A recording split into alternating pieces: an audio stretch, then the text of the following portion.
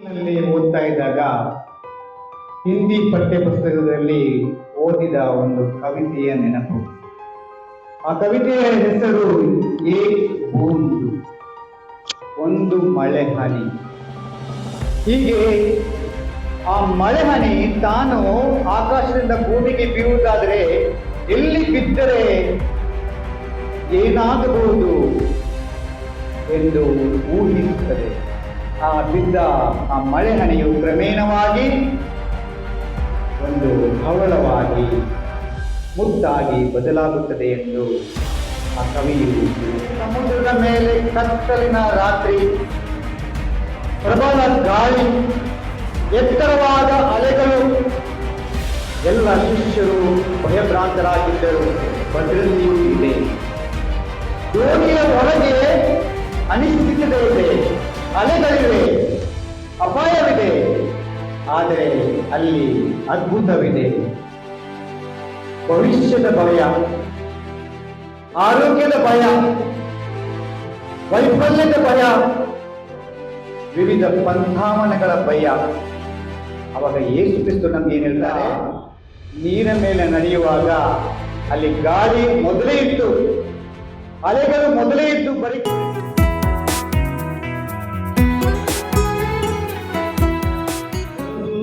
ನಿಮ್ಮೊಡನೆ ಇರಲಿ,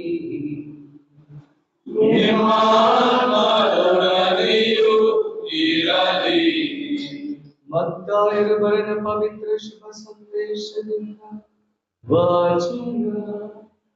ಪ್ರಭು ನಿಮಗೆ ಮಹಿಮೆ ಸಲ್ಲಲಿ. ಇದಾದ ಮೇಲೆ ಯೇಸು ಸ್ವಾಮಿ ತಾವು ಜನರ ಗುಂಪನ್ನ ಕಳುಹಿಸಿ ಬಿಡುವಷ್ಟರಲ್ಲಿ ಶಿಷ್ಯರು ದೋಣಿಯನ್ನ ಹತ್ತಿ ತಮಗಿಂದ ಮುಂದಾಗಿ ಸರೋವರದ ಆಚೆಯ ದಡಕ್ಕೆ ಹೋಗಬೇಕೆಂದು ಆಜ್ಞಾಪಿಸಿದರು. ಜನರನ್ನ ಬೀಳ್ಕೊಟ್ಟ ಬಳಿಕ ಪ್ರಾರ್ಥನೆ ಮಾಡಲು ಯೇಸು ಒಬ್ಬರೇ ಬೆಟ್ಟಕ್ಕೆ ಹೋದರು. ಕತ್ತಲೆ ಕವಿದಾಗ ಅವರು ಅಲ್ಲಿ ಒಬ್ಬಂಟಿಗರಾಗಿದ್ದರು. ಅಷ್ಟರಲ್ಲಿ ದೋಣಿ ದಡದಿಂದ ಬಹುದೂರ ಸಾಗಿತ್ತು. ಎದುರುಗಾಳಿ ಬೀಸಿ ಅದು ಅಲೆಗಳ ಬಡಿತಕ್ಕೆ ಸಿಕ್ಕಿಕೊಂಡಿತ್ತು. ಆಗ ರಾತ್ರಿಯ ಕಡೆ ಜಾವದ ಸಮಯ. ಯೇಸು ಸರೋವರದ ಮೇಲೆ ನಡೆದುಕೊಂಡೇ ಶಿಷ್ಯರ ಬಳಿಗೆ ಬಂದರು. ಹೀಗೆ ಸರೋವರದ ಮೇಲೆ ನಡೆದು ಬರುತ್ತಿದ್ದ ಯೇಸುವನ್ನ ನೋಡಿದಾಗ ಶಿಷ್ಯರು ಭಯಭ್ರಾಂತರಾದರು. ದಿಗಿಲುಗೊಂಡು ಭೂತ ಭೂತ ಎಂದು ಚೀರಿದರು. ತಕ್ಷಣವೇ ಯೇಸು, ಭಯಪಡಬೇಡಿ, ನಾನೇ, ಬೇರೆ ಯಾರೂ ಅಲ್ಲ, ಧೈರ್ಯದಿಂದ ಇರಿ ಎಂದು ಅವರೊಡನೆ ಮಾತನಾಡಿದರು. ಆಗ ಪೇತ್ರನು, ಸ್ವಾಮಿ, ನೀವೇ ಆದರೆ ನಾನು ನೀರಿನ ಮೇಲೆ ನಡೆದು ನಿಮ್ಮ ಬಳಿಗೆ ಬರುವಂತೆ ಆಜ್ಞಾಪಿಸಿ ಎಂದರು. ಯೇಸು, ಬಾ ಎಂದು ಕರೆಯಲು ಪೇತ್ರನು ದೋಣಿಯನ್ನ ಬಿಟ್ಟು ನೀರಿನ ಮೇಲೆ ನಡೆಯುತ್ತಾ ಯೇಸುವಿನ ಬಳಿಗೆ ಬಂದನು. ಆದರೆ ಬಲವಾದ ಗಾಳಿ ಬೀಸುತ್ತಿರುವುದನ್ನು ಕಂಡು ಹೆದರಿದನು. ಹಾಗೆಯೇ ಮುಳುಗಿ ಹೋಗಲಾರಂಭಿಸಿದನು. ಆಗ, ಸ್ವಾಮಿ, ಕಾಪಾಡಿ ಕಾಪಾಡಿ ಎಂದು ಕೂಗಿಕೊಂಡನು. ಆ ಕ್ಷಣವೇ ಯೇಸು ಕೈ ಚಾಚಿ ಅವನನ್ನ ಹಿಡಿದುಕೊಂಡು, ಅಲ್ಪ ವಿಶ್ವಾಸಿಯೇ, ಏಕೆ ಸಂದೇಹಪಟ್ಟೆ ಎಂದರು. ಆನಂತರ ಅವರಿಬ್ಬರು ದೋಣಿಯನ್ನ ಹತ್ತಿದರು. ಕೂಡಲೇ ಗಾಳಿ ನಿಂತು ಹೋಯಿತು. ದೋಣಿಯಲ್ಲಿದ್ದವರು, ನೀವು ನಿಜವಾಗಿಯೂ ದೇವರ ಪುತ್ರ ಎಂದು ಹೇಳಿ ಯೇಸುವನ್ನ ಆರಾಧಿಸಿದರು. ಪ್ರಭುವಿನ ಶುಭ ಸಂದೇಶ. ಪ್ರಭು ಕ್ರಿಸ್ತರಲ್ಲಿ ಪ್ರೀತಿಯ ಸಹೋದರ ಸಹೋದರಿಯರೇ, ನಾನು ಸ್ಕೂಲ್ನಲ್ಲಿ ಓದ್ತಾ ಇದ್ದಾಗ ಹಿಂದಿ ಪಠ್ಯಪುಸ್ತಕದಲ್ಲಿ ಓದಿದ ಒಂದು ಕವಿತೆಯ ನೆನಪು. ಆ ಕವಿತೆಯ ಹೆಸರು ಏಕ್ ಬೂಂದ್, ಒಂದು ಮಳೆ ಹನಿ. ಬರೆದವರು ಅಯೋಧ್ಯ ಸಿಂಗ್ ಉಪಾಧ್ಯಾಯ. ಕವಿಯು ಈ ಕವಿತೆಯಲ್ಲಿ ಒಂದು ಮಳೆ ಹನಿ ಆಕಾಶದಿಂದ ಭೂಮಿಗೆ ಬೀಳುತ್ತಿರುವಾಗ ಅದರ ಯೋಚನೆಗಳಾವು, ಅದರ ಚಿಂತನೆಗಳಾವು, ಅದರ ಆಸೆ ಏನು, ಅದರ ಭಯಗಳಾವು, ಅದರಲ್ಲಿರುವ ಭಾವನೆಗಳೇನು ಎಂಬುದನ್ನು ಸ್ಪಷ್ಟವಾಗಿ ವರ್ಣಿಸುತ್ತಾರೆ. ಹೀಗೆ ಆ ಮಳೆ ಹನಿ ತಾನು ಆಕಾಶದಿಂದ ಭೂಮಿಗೆ ಬೀಳುವುದಾದರೆ ಎಲ್ಲಿ ಬಿದ್ದರೆ ಏನಾಗಬಹುದು ಎಂದು ಊಹಿಸುತ್ತದೆ ಮತ್ತು ವರ್ಣಿಸುತ್ತದೆ ಆ ಕವಿತೆ. ಒಂದು ವೇಳೆ ನಾನು ಭೂಮಿಯಲ್ಲಿ ಬಿದ್ದರೆ ಆ ಮಣ್ಣಲ್ಲಿ ಒಂದಾಗಿ ನನ್ನ ಅಸ್ತಿತ್ವವನ್ನು ಕಳೆದುಕೊಳ್ಳುತ್ತೇನೆ, ಅಲ್ಲಿ ಕರಗಿ ಹೋಗುತ್ತೇನೆ ಎಂದು ದುಃಖಿಸುತ್ತದೆ. ಒಂದು ವೇಳೆ ನಾನು ಸಮುದ್ರದಲ್ಲಿ ಬಿದ್ದರೆ ಆ ಬೇರೆ ಮಳೆ ಹನಿಗಳಿಗಿಂತ ಅದರಂತೆಯೇ ಆ ಉಪ್ಪಿನ ನೀರಿನಲ್ಲಿ ಒಂದಾಗಿ ನನ್ನ ಅಸ್ತಿತ್ವವನ್ನೇ ಕಳೆದುಕೊಳ್ಳುತ್ತೇನಲ್ಲ ಎಂದು ಮರುಗುತ್ತದೆ. ಒಂದು ವೇಳೆ ನಾನು ಮರುಭೂಮಿಯಲ್ಲಿ ಬಿದ್ದರೆ ಆ ಕಾದ ಮರುಭೂಮಿಯ ಮರಳಿನಲ್ಲಿ ನಾನು ಆವಿಯಾಗಿ ಹೋಗುತ್ತೇನಲ್ಲ ಎಂದು ಅದು ದುಃಖಿಸುತ್ತದೆ. ಹೀಗೆ ನಾನು ಬೀಳುವುದಾದರೂ ಎಲ್ಲಿ ಬೀಳುವುದು ಎಂಬ ಆಶೆಯನ್ನು, ನಿರ್ಧಾರವನ್ನು ತಿಳಿಸುತ್ತಿರುವಾಗ ಅದು ಆಶಿಸುತ್ತೆ. ನಾನು ಒಂದು ಹೂವಿನ ಮೇಲೆ ಬಿದ್ದು ಮಕರಂದವಾಗಿ ಆ ಒಂದು ಜೇನು ನೊಣಗಳು ಅದನ್ನು ಹೀರಿ ಒಂದು ಸಿಹಿಯಾದ ಜೇನನ್ನು ಮಾರ್ಪಡಿಸಿ ಅದರ ಮುಖಾಂತರ ಇತರರಿಗೆ ನಾನು ಒಂದು ಔಷಧಿಯಾಗಿ ಮಾರ್ಪಡಬಲ್ಲೆನು ಎಂದು ಆಶಿಸುತ್ತದೆ. ಕೊನೆಗೆ ತನ್ನನ್ನೇ ದೇವರಿಗೆ ಅರ್ಪಿಸಿ ಅದು ಪ್ರಾರ್ಥನೆ ಮಾಡುತ್ತೆ, ದೇವರೇ, ನೀನೇ ನನ್ನನ್ನು ಸೃಷ್ಟಿಸಿದ್ದೀರಿ, ರೂಪಿಸಿದ್ದೀರಿ, ಇಗೋ ನಾನು ನಿನ್ನವನು, ನೀನೇ ಬಯಸಿದಂತೆ ನಾನಾಗುತ್ತೇನೆ ಎಂದು ಕಣ್ಣು ಮುಚ್ಚುತ್ತದೆ. ಆ ಮಳೆ ಹನಿಯು ಪ್ರಿಯರೇ ಕೊನೆಗೆ ಬೀಳುವುದು ವಿಶಾಲವಾದ ಸಾಗರದಲ್ಲಿರುವ ಒಂದು ಸಾಗರದಲ್ಲಿ ಬಾಯಿ ತೆರೆದಿರುವ ಒಂದು ಚಿಪ್ಪಿನಲ್ಲಿ. ಆ ಚಿಪ್ಪಿನಲ್ಲಿ ಮಾಯಿಸ್ಚರ್, ಆ ಬಿದ್ದ ಆ ಮಳೆ ಹನಿಯು ಕ್ರಮೇಣವಾಗಿ ಒಂದು ಹವಳವಾಗಿ ಮುತ್ತಾಗಿ ಬದಲಾಗುತ್ತದೆ ಎಂದು ಆ ಕವಿಯು ತಿಳಿಸುತ್ತಾನೆ.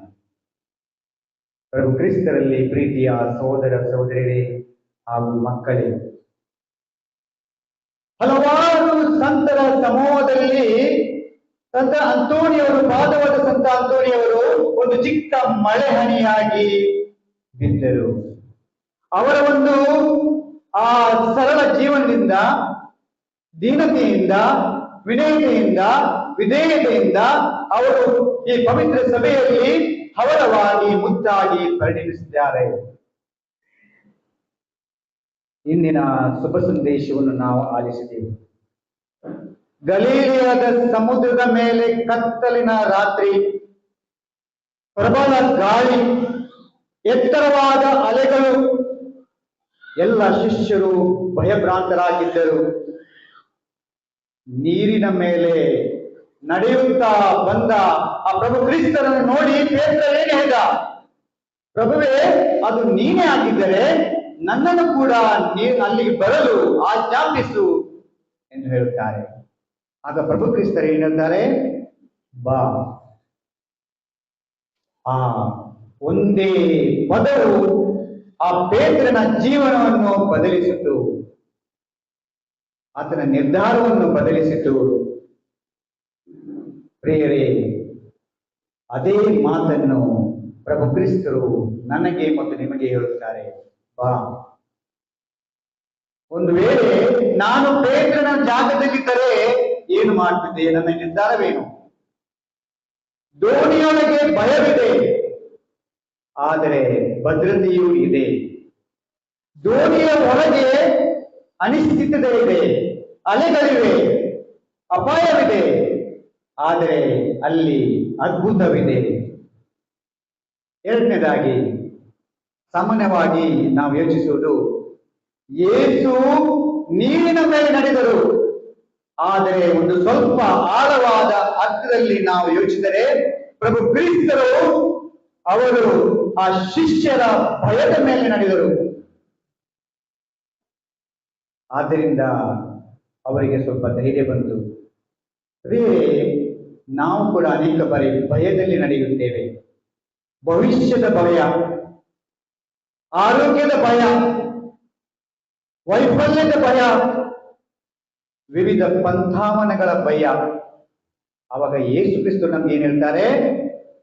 ನಿನ್ನ ಭಯಕ್ಕಿಂತ ನಾನೇ ದೊಡ್ಡವನು, ನನ್ನನ್ನು ನಂಬು, ನನ್ನನ್ನು ವಿಶ್ವಾಸಿಸು. ಒಂದು ಹಕ್ಕಿ ಗೂಡಿನಲ್ಲಿ ಸದಾ ಉಳಿದರೆ ಅದು ಎಂದಿಗೂ ಹಾರಲು ಕಲಿಯುವುದಿಲ್ಲ. ಒಂದು ಹಡಗು ಒಂದು ಬಂದರಿನಲ್ಲಿ ಅತಿ ಸುರಕ್ಷಿತವಾಗಿದೆ, ಆದರೆ ಅದು ಆ ಹಡಗನ್ನು ಮಾಡಿದ್ದು ಅಲ್ಲಿ ಸುರಕ್ಷಿತವಾಗಿ ಸುಭದ್ರವಾಗಿ ಇರಲು ಅಲ್ಲ. ಅದು ಸಾಗರದಲ್ಲಿ ಇಳಿಬೇಕು, ಸಾಗರದಲ್ಲಿ ಪ್ರಯಾಣ ಮಾಡಬೇಕು. ದೇವರು ನಮ್ಮನ್ನು ಸುರಕ್ಷಿತವಾಗಿ ಬದುಕಲು ಸೃಷ್ಟಿಸಲಿಲ್ಲ, ಆರಿಸಲಿಲ್ಲ. ಮಹತ್ ಕಾರ್ಯಗಳನ್ನು ಮಾಡಲು, ದೇವರಿಗೆ ಸಾಕ್ಷಿ ನೀಡಲು, ಶಾಂತಿಯ ಸಾಧನೆಗಳನ್ನಾಗಲು ನಮಗೆ ಕರೆದಿದ್ದಾರೆ. ಸಂತ ಅಂತೋಣಿಯವರು ತಮ್ಮ ಆರಾಮದ ಬದುಕಿನ ದೋಣಿಯನ್ನು ಬಿಟ್ಟು ಹೊರಬಂದರು. ಅವರ ಜೀವನ ಮಠದ 4 ಕೋಣೆಗಳಿಗೆ ಸೀಮಿತವಾಗಲಿಲ್ಲ. ಅದನ್ನು ಬಿಟ್ಟು ಅವರು ಹೊರಗೆ ಬಂದರು. ಅವರು ಸಂತನಾಗಿ ಹುಟ್ಟಲಿಲ್ಲ, ಅವರು ಪ್ರತಿದಿನ ದೇವರಿಗೆ ಹೌದು ಎಂದು ಹೇಳುತ್ತಾ ಸಂತರಾದರು. ಪುನಃ ನಾನು ಶುಭ ಸಂದೇಶಕ್ಕೆ ಮರಳಿ ಹೋಗುವುದಾದ್ರೆ, ಪೇತ್ರ ಮುಳುಗಿದ. ಏತಕ್ಕಾಗಿ ಆತ ಮುಳುಗಿದ? ಪೇತ್ರ ನೀರ ಮೇಲೆ ನಡೆಯುವಾಗ ಅಲ್ಲಿ ಗಾಳಿ ಮೊದಲೇ ಇತ್ತು, ಅಲೆಗಳು ಮೊದಲೇ ಇದ್ದು, ಬಿರುಗಾಳಿ ಮೊದಲೇ ಇತ್ತು. ಬದಲಾಗಿದ್ದು ಒಂದೇ ವಿಷಯ, ಪೇತ್ರನ ದೃಷ್ಟಿ ಪ್ರಭು ಕ್ರಿಸ್ತನಲ್ಲಿ ಇದ್ದಿಲ್ಲ, ಬದಲಾಗಿ ಅಲೆಗಳ ಮೇಲೆ ಇತ್ತು. ಆತ ಮುಳುಗತೊಡಗಿದ. ಪೇತ್ರನ ಕಿವಿಯಲ್ಲಿ 2 ಶಬ್ದಗಳು ಕೇಳತೊಡಗಿದವು, ಧ್ವನಿಗಳು ಕೇಳತೊಡಗಿದವು. ಮೊದಲ ಧ್ವನಿ, ಅಲೆಗಳನ್ನು ನೋಡು, ಅವು ನಿನ್ನನ್ನು ನುಂಗಿ ಬಿಡುತ್ತವೆ. 2ನೇ ಧ್ವನಿ, ಪ್ರಭು ಕ್ರಿಸ್ತನನ್ನು ನೋಡು, ಅವರೇ ಆ ಅಲೆಗಳ ಅಧಿಪತಿಯಾಗಿದ್ದಾರೆ. ಪ್ರಿಯರೇ, ಪ್ರತಿದಿನ ನಮ್ಮ ಕಿವಿಗಳಲ್ಲಿಯೂ 2 ಧ್ವನಿಗಳು ಕೇಳುತ್ತವೆ. ಒಂದು ಭಯದ ಧ್ವನಿ, ಇನ್ನೊಂದು ವಿಶ್ವಾಸದ ಧ್ವನಿ. ಒಂದು ಹೇಳುತ್ತದೆ ನೀನು ಸಾಧ್ಯವಿಲ್ಲ, ಇನ್ನೊಂದು ಧ್ವನಿ ಹೇಳುತ್ತದೆ ದೇವರಿಗೆ ಅಸಾಧ್ಯವಾದುದು ಯಾವುದೂ ಇಲ್ಲ. ಒಂದು ಹೇಳುತ್ತದೆ ನೀನು ಒಂಟಿ, ಅಸಕ್ತ. ಇನ್ನೊಂದು ಧ್ವನಿ ಹೇಳುತ್ತದೆ ನಾನು ಯಾವಾಗಲೂ ನಿನ್ನೊಂದಿಗಿದ್ದೇನೆ. ನೀನು ಯಾವ ಧ್ವನಿಯನ್ನು ಆಲಿಸಲು ಸಿದ್ಧರಾಗಿದ್ದೇವೆ ಪ್ರಿಯರೇ? ಇದೊಂದು ನಿರ್ಧಾರ. ಆ ನಿರ್ಧಾರವೇ ನಮ್ಮ ಜೀವನದ ದಿಕ್ಕನ್ನು ಬದಲಿಸುತ್ತದೆ. ಸಂತ ಅಂತೋಣಿಯವರು, ಅವರ ಪ್ರವಚನಗಳು ಯಾಕೆ ಪ್ರಸಿದ್ಧವಾಗಿದ್ದವು?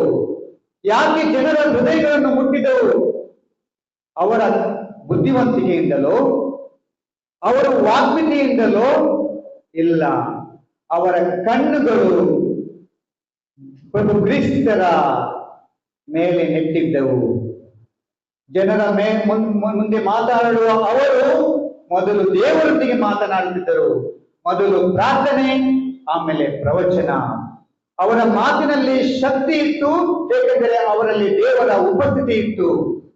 ಅವರು ತಮ್ಮ ಪ್ರತಿಭೆಯ ಒಂದು ಶಕ್ತಿಯಲ್ಲಿ ಭರವಸೆ ಇಟ್ಟಿರಲಿಲ್ಲ, ಬದಲಾಗಿ ದೇವರ ಮೇಲೆ ಅವರು ತಮ್ಮ ಭಾರವನ್ನು ಭರವಸೆಯನ್ನು ಹಾಕಿದರು. ಇನ್ನೊಂದು ವಿಷಯ ಪ್ರಿಯರೇ, ದೋಣಿಯಲ್ಲಿ 12 ಮಂದಿ ಇದ್ದರು. ಎಲ್ಲರೂ ಭಯಭೀತರಾಗಿದ್ದರು. ದೋಣಿಯಿಂದ ಹೊರಗೆ ಬಂದವರು ಯಾರು? ಪೇತ್ರ ಮಾತ್ರ. ಆ ಪೇತ್ರ ಇಂದು ನಾವು ಅವನನ್ನು ನೆನಪಿಸ್ತೇವೆ. ಶುಭ ಸಂದೇಶದಲ್ಲಿ ಇನ್ನೂ ಉಳಿದಿದ್ದಾರೆ. ಯಾಕಂದ್ರೆ ಭಯದಿಂದ ಆತ ಹೊರಗೆ ಬಂದ.